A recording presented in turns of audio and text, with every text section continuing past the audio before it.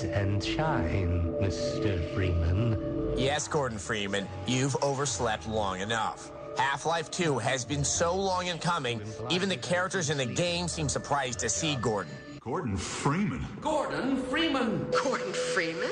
Is that you? Dr. Gordon Freeman himself. Gordon Freeman. That's not who I think it is. Gordon Freeman. It's incredible you made it. Okay, enough.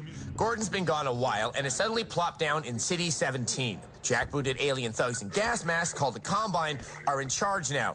But Gordon's old friends from Half-Life 1 aren't about to let that go unchallenged. It's me, Gordon. Barney from Black Mesa. Nothing like reuniting with old friends in long-awaited sequels. I'm way behind on my beating quota. Too much info. After some exposition and the requisite failed teleportation experiment, Half-Life 2 kicks into gear and never stops moving. Gordon Freeman.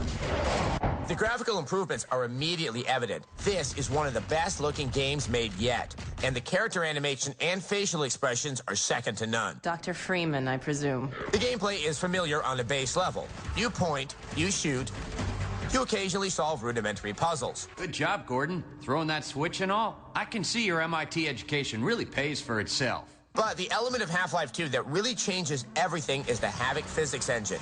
Just about everything in the game has its own mass, weight, and can be affected by Gordon. This TV stuff will rot your brain. So will the TV stand.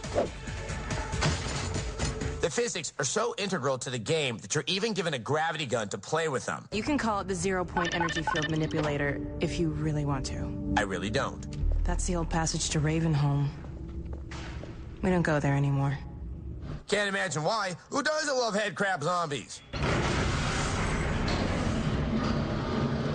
Yeah, you better shamble away.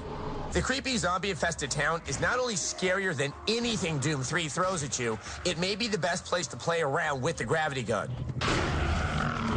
You can pick up nearly anything and fire it off as a projectile. For instance, cardboard, not the best anti-zombie weapon. Washing machines, much more effective. Or you can use the various traps scattered about. Ha! Eat this! Uh-oh, time to improvise. If you didn't think that was cool, you're in the wrong hobby. One of the constant downfalls of first-person shooters is that eventually, shooting things in the head gets old.